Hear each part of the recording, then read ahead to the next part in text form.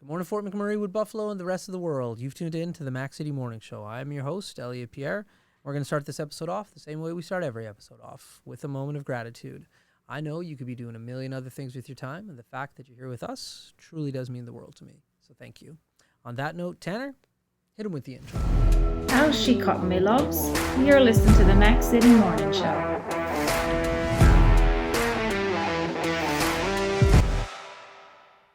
Hey everybody, Keith Simpson here from Norel Toyota. Just a quick chat about the wonderful community we live in here. As you guys know, we support the Oil Barons. We've joined the drive-in movie theater. We're involved in the marathon here in Fort McMurray and make sure we're taking care of the kids and all the local businesses, all the local charities and all the local foundations, guys. That's what makes this community such an amazing place to live. And we are back. Big shout out to Norel Toyota. Thank you for your ongoing support. As you guys at home know, I do not introduce my guests because they can do a better job at that myself. So, can you please tell everybody at home who you are and what you're about? Love to. My name is Tracey Bell, and I'm organizing an event this year in our community called the Canada Day Strength Spectacular. There we go. Which is a combination of the Western Canada's strongest man and woman, as well as the Highland Games, which we did last year. If people might have come out and seen us. That's right. So last time you were here, you explained a little bit about it, but for everybody at home who may not have seen the episode last year, can you go into a little bit of detail about the event again, please? You bet. This year, we're actually kicking it up a notch, too. So we're a combined strongman, strongwoman, and Highland Games event. So it's a overall strength weekend you're going to see in Fort McMurray over the Canada Day long weekend. Okay.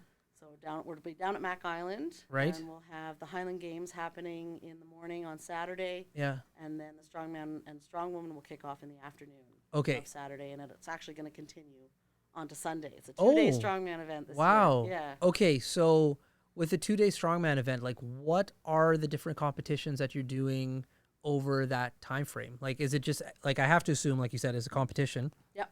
But will there also be exhibitions for people to come and check out to learn a little bit more about like the sport in itself?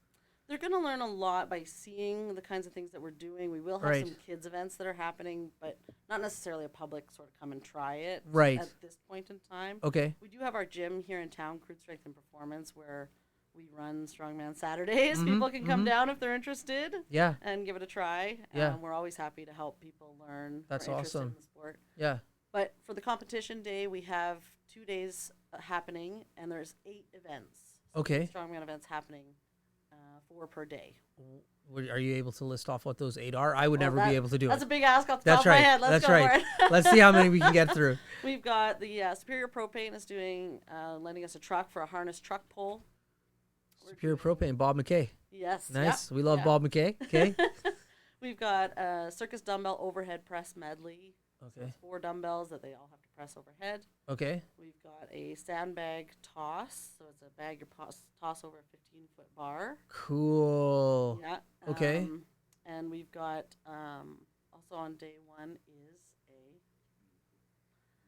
I can't think of it right now. The vehicle deadlift. Vehicle deadlift. Yes. Okay. We've got vehicles that have come down. We're going to be deadlifting them off the ground with an apparatus. Yes. Yeah, so okay. Yeah, very cool. Yeah. And then on day 2. Yeah, you got 5 or 4. You've got 4. Sorry, yeah, you listed 4. 4 more coming. So we've got a mystery event that we're still leaving a mystery as we test. Okay. And figure out the logistics of it. So we're not releasing that one yet, but it'll be a fun one to watch. Right. We've got our quintessential Atlas stone sponsored by Napa this year that we did last year as well. Okay. We're doing a timber frame carry, so it's like a square timber apparatus that athletes will pick up and pull and walk back and forth. Right. How many am I at? You just need one more. We've got a log press overhead. Log press. Okay. Yes. Yeah. Let's talk about these different events now. I would know them all by now. No, you wouldn't. I would not a chance. Not a chance. I would never remember those, even if I was doing them every single day. Yeah.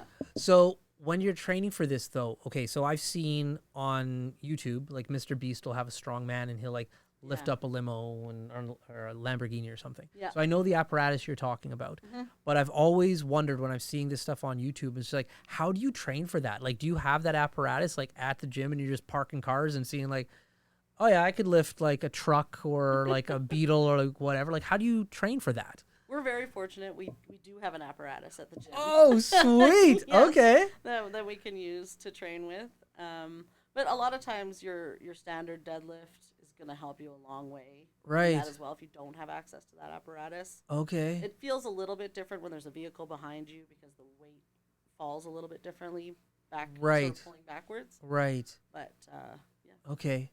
Now, the other thing that you were saying is you're going to be throwing sandbags over Yep. like a pole. Mhm. Like, and so when you are training for something like that as well, like I've lifted a sandbag or two, like they're not always the most sturdy. Sand comes out, long story short. So when you're training for that, are you using sandbags or are you using something else? Like, how are you? Yeah, great question. We actually have some sandbag throwing bags that are meant for this event. Okay. So they're sort of a packed-in bag that you fill with the amount of sand that you need for the weight you're going for. Right. So we're going to have anywhere between 15 and 50 pounds of sand in these bags. Where 50 pounds. yes. And then they have a handle on the top, so the athlete will hold the handle Okay. to throw it up back overhead. You literally just got to my next question because I'm just like, sandbags are so awkward. Yeah. Like there must be some technique into like how you even hold this, but having a handle, that's helping. There's still a technique, I have no doubt about that. But yes, 100%. yeah, it becomes a lot easier than trying to like hold a sandbag then. That's right, yeah. And so you sort of swing it from between your legs and up. Right. Yeah. How high are we talking here? 15 feet. 15 feet throwing a sandbag, and it has to go above and over the pole, or That's are right. you just throwing up to show height? Has to go up over. So if it goes as high but doesn't go over, it doesn't count. It doesn't count. You have to throw it again, and you have to throw it over the bar. What's your record, or do you compete in this event? I do. Okay. Okay. I'm at a 25-pound bag. Okay. Over probably a 13-foot bar. So Holy crap! the 15-foot. You bar say is a that like, heavier bag. you know, I'm just like, that's crazy. Yeah. Wow. Okay, and so, you have strong men, strong women. Yep. So I'm like different categories, like obviously. But is the weight different? Is this kind of like when you go golfing, how you golf from the men's tee or the ladies' tee? Is it kind of similar to that? Or It is, yeah. Okay. So because we're doing, this is what's called a pro-am show. So Okay. we've got the highest and the strongest of the amateurs coming, as well as some of our professional strongman and women athletes. Right. And it's what's called an open weight class. You might remember last year we talked about the different weight classes. Mm-hmm. This year is all open, and so it's one weight for women and one weight for men. So it is two different weights per gender. but Yeah. there's no weight classes within it. Interesting. Okay. Listen, I got loads more questions for you, but Tanner tapped his phone. That means he's ready with his segment, the Mac City Minute. That being said, before we throw it into that, we're going to go hear from Carrie from Patchouli Rose. Carrie, take it away. Hi, it's Carrie with Patchouli Rose Herbal Apothecary. I know our summer is coming quickly to an end. And during the summer, we always think of applying our sunscreen, but sunscreen is a product that we should be using every day of the year to protect our skin against harmful UVA and UVB rays, also against premature aging.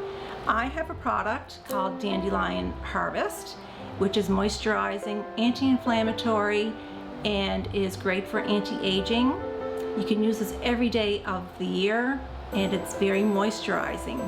If you want to check this product and any of my other products out, please go to patchoulirose.com. Thank you, Carrie. We really do appreciate your ongoing support. Tanner, hit her with the Mac City Minute. You called that one way too early. I did? Yeah. Oh, well, Carrie, sorry for chopping you off and putting my remix in there. Yeah. Anyways, question number 1. What is your favorite event to watch when you're at the competition? Probably the harness truck bowl. Question number 2. If you could visit any event around the world, where would you go? World's Strongest Man. Question number 3. What is your go-to meal for when you're training for events? Probably like a stir fry. Question number 4. What is one event you hope to compete in one day? Good question. Probably I'd like to do another nationals. I've done nationals once. I'll do that again. And your final question. What was your favorite game to play when you were a child? Oh, I was a soccer kid. Always playing soccer. Those have been your 5 questions. Okay, so now with the bus pull, well, it's not a bus pull. You're getting it from Superior Propane. Correct. You're pulling one of their trucks. Yep. So in past years, like you guys will pull anything basically. So like, but how do you determine it has to be a specific weight? Like, how do you figure this one out? Yeah, it does need to be in the right range of weight. Okay. Absolutely. And so like, what's that range? Right now, we've got the women's set around 18 to 20,000 pounds, and the men's around 30,000 pounds. This is crazy amount of weight. Okay, so how do you end up training for that? Again, we train in the alley at the gym. With a car or with a truck, yep. Okay. Yeah, and so the more we can train that, the better we can get. And that's right. really, you don't get many chances to pull something that big. That's right. That's what I'm saying. Yeah, so there's a lot of accessory and your general overall strength that's going to help you to get there. Right. Yeah. And like pulling the car though, you would have like all the right gear. Like it would kind of prepare you for your technique. Yeah, that's right. So Yeah. there is a technique to it, same as everything else. You've got a harness on, and you've got the vehicle connected behind you, and you've got a rope up front that you're using to pull yourself forward. Right. And you're kind of at a 45-degree angle to the ground. Yeah. As you pull to really get the best out of it. Unbelievable. Yeah. It's super cool. Hopefully, fingers crossed, because I didn't know about it until you guys came last year and you were telling me about it. And unfortunately, like I had plans to like leave like the day of. Like I'm really, really hoping I'm in town for this because it's like, it's super cool. Now, really fun to watch. Yeah. So you guys obviously have some sponsors for this and that helps like facilitate. But are there tickets involved for the general public to come and watch, or how does that work? Free for the general public to come and watch. We're going to be in the parking lot at Mac Island. So when you come down for Canada Day with your family, just stop on by and check that out. Very cool. Now, I totally forget, and so apologize, but I totally forget how you got into this. How did you get into this again? I was very fortunate. It was actually very similar at a Canada Day event. Yeah. I watched a demonstration that was put on by the gym, Crude Strength and Performance. Right. Well, they were just starting the gym at that time. Yeah. And I started following them. I saw, that looks cool, that looks fun. I'd love to be able to do that. And it took me a little while to get the courage to actually come, but once I did, you're hooked. gym's a family there. And haven't let it go since. So cool. Yeah. Now, you were talking a little bit about nationals before. Explain to me like what that process looks like, because obviously, like when you're competing here, it's a competition. You can like track what people are doing and then submit results in.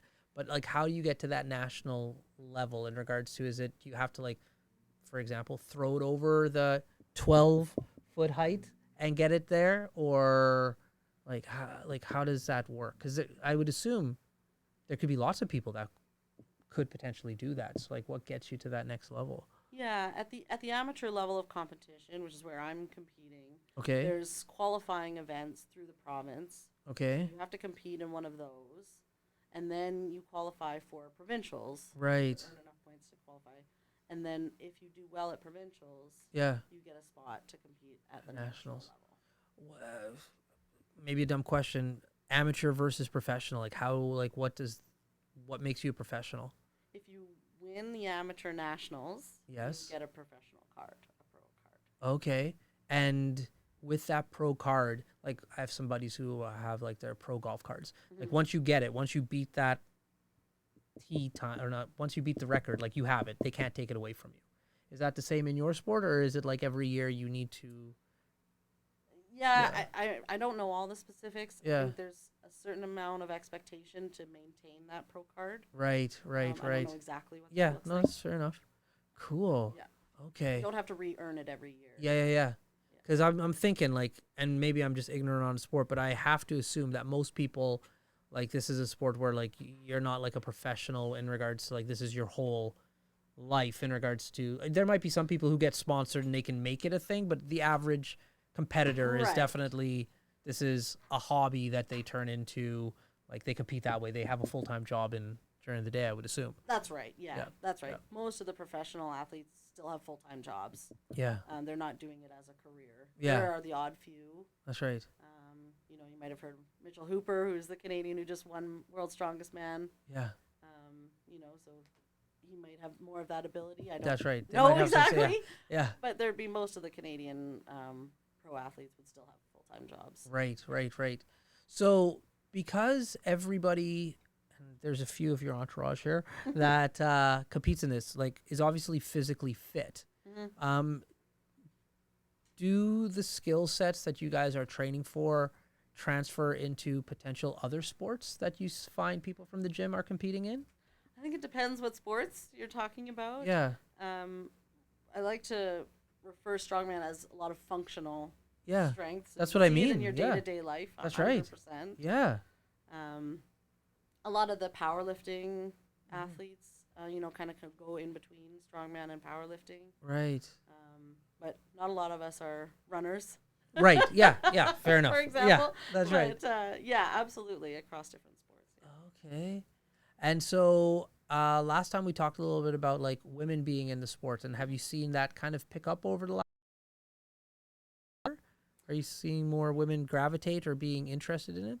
I'd say there's a ton of women that are interested in learning about it and getting started. Yeah. It's harder to keep them interested over time. Right. So there's kind of the few that love it, and it's the passion, and they take it to the next level. They get their pro card, and they're really showcasing on that high level. Yeah. But the middle pack is a bit harder to keep the numbers. Okay. Now you train somewhere, and you said it's like family, so let's talk about that location for a little bit. Yeah. Crude Strength and Performance. There we go. And so here in town. Where is that located here in town? It's downtown on Fraser Avenue by Avenue Coffee and the old Town Hall building. There we go. Across the street. And so what about your facility makes it unique, special, and worth people coming to check it out? I'd say it's a small space, and so you really get a lot of opportunity to use the equipment you want to use. You can do everything from all kinds of free weights to we've got floor space to we still have some of the cardio machines and weight machines if people want to do that. Yeah. But the really unique thing is it's a more niche market. Yeah. And so it's not as busy. That's right. And you get a chance to do what you like. There we go. Awesome. Well, listen, that is a shout out in particular, but you get another shout out because we're at the end of the show. So you have the mic, the camera, the lights. Have fun. Thank you. Well, I guess my shout out really has to be to our organizing group that's helping us put this together, the sponsors that have come on board so far. We really can't do it without them. You know, I've listed a few already today. We've got Shaw's Enterprises as well. Yeah. Gail Bebo. A lot of different connections here in town that we can't do without. And we're still looking for some if anybody is interested in supporting us. So we love to have a conversation. There we go. Awesome. Well, for McMurray with Buffalo, the rest of the world, that's been another episode of the Mac City Morning Show. From the bottom of my heart, thank you for tuning in. Big shout out to our title sponsor, Norel Toyota, as well as Carrie from Patchouli Rose. Thank you both for your ongoing support. Hope everybody at home is having a great day, and we'll see you tomorrow. Peace.